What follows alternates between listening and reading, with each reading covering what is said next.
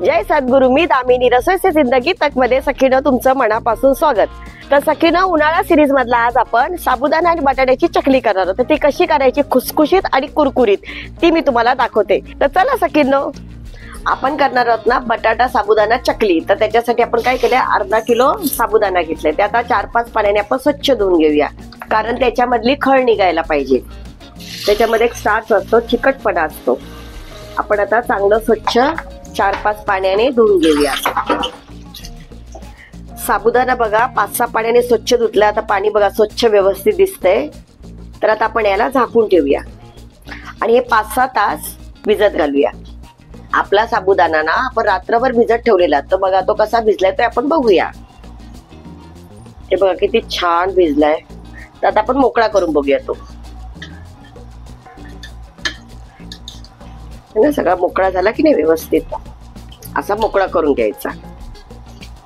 एक एक दाणा असा बघा सुट्टा मस्त. तर आपण आता साहित्य बघूया.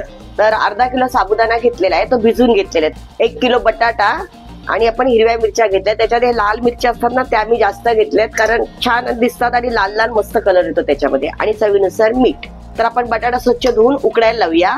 स्वच्छ धुवून घेतलेला आहे. आता त्याला आपण 3 शिट्ट्या करून घेऊया. आता बघा कुकर झालेला आहे आपला, थंड करून घेतला. आपण बघूया आता. बटाटा मस्तपैकी शिजलेला आहे. थोडं थंड पाण्याखाली घेऊन आपण साली काढून घेऊया. खूप गरम आहे. आपले बटाटे सर्व सोलून झालेले आहेत. तर बटाटा कुस्करून नाही टाकायचा असा हाताने, किंवा मॅश नाही करायचा तो. तर काय करायचं, खिसणी घ्यायची आणि खिसणीने खिसून घ्यायचा. असा खिसणीने खिसून घेतला ना बटाटा, तर त्या साबुदाण्यामध्ये सगळा मिक्स बरोबर होतो. तर आपण सगळा बटाटा असा खिसून घेऊया. तर हा साबुदाणा आहे की नाही, तर आपण 1.5 ते 2 ग्लास पाणी घालून थोडासा शिजून घेणार आहे, कारण मग आपली चकली मऊ खुसखुशीत छान होते. 1-1.5 ग्लास पाणी घालूया याच्यात. आणि पाणी थोडं गरम झालं की साबुदाणा घालून घ्यायचा.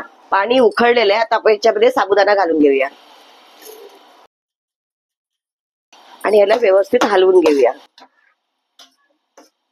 आणि बारीक गॅसवर ना याला 10 मिनिटं वाफेवरती शिजून देऊया. पण मध्ये एकदा हलवून घ्यायचं, कारण साबुदाणा आहे ना तो लागला नाही पाहिजे. तर याला आता आपण झाकणी ठेवून वाफेला ठेवून देऊया. छान बघा वाफल्या गेलेला आहे, फुलला पण तो मस्तपैकी. आता आपण गॅस बंद करूया आणि याला 5 मिनिटं वाफेवरती असं शिजत ठेवूया. आपण एक 10 मिनिटं ठेवलेलं वाफवण्यासाठी. बघा एकदम मऊ छान झालाय आणि ट्रान्सपरंट झालाय. आपण आता काढून घेऊया.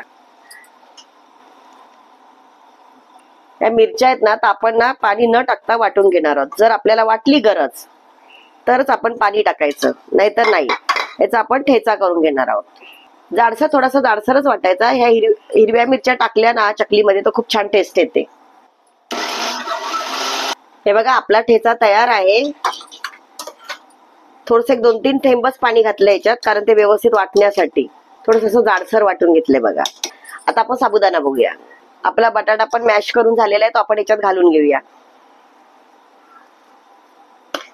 तुम्ही पुरणाची चाळण असते ना, त्याच्यामध्ये पण हे वाटून घेऊ शकता बटाटा. त्याच्यामध्ये केलेला ठेचा.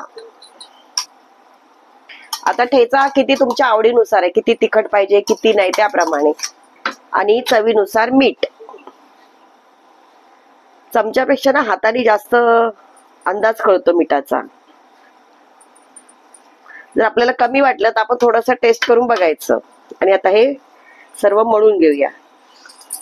आपलं पीठ आहे ना मळून झालेलं आहे. तर हे चकलीचा साचा असतो, तर त्याच्यामध्ये आपण करून घेणार आहोत. आता ह्याच्यामध्ये काय करायचं, सुरुवातीला थोडंसं आहे ना तेल लावायचं आतमध्ये. तर तेल लावण्याचं कारण काय माहितीये, साबुदाणा चिकट असतो, बटाटा चिकट असतो, तर तो चिकटपणा लागू नये म्हणून. आणि असा घ्यायचा एक गोळा.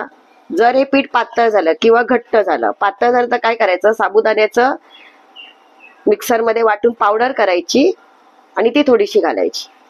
आणि जर घट्ट झालं तर थोडंसं गरम पाणी करायचं आणि ते घालायचं. आता आपण हे बघूया.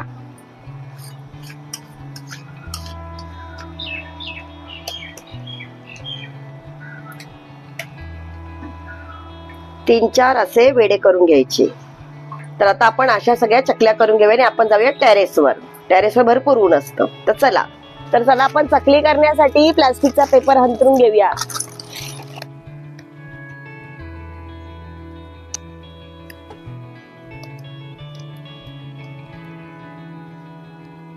तर सखीनं आपल्या अर्ध्या चकल्या झाल्या, अर्ध्या होत आले, पण ऊन भयंकर आहे. आपण आता बाकीच्या करून घेऊया. तर सखीनं 2 दिवस आपण वाळवलेल्या चकल्या मस्त झालेल्या आहेत. आणि माझ्या चकलीचा साचा आहे ना, त्याची जाळी पातळ आहे म्हणून चकल्या कशा पातळ झालेल्या आहेत बघा. आणि खूप छान कुरकुरीत होतात त्या. तर बघा किती भरपूर झाल्या त्या. 1.5 किलोच्या चकल्या त्या. तर आता आपण चकल्या तळून बघूया.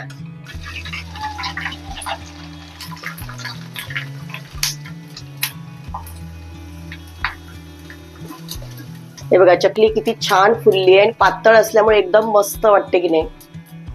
आपण अशा 5-6 चकल्या तळून घेऊया.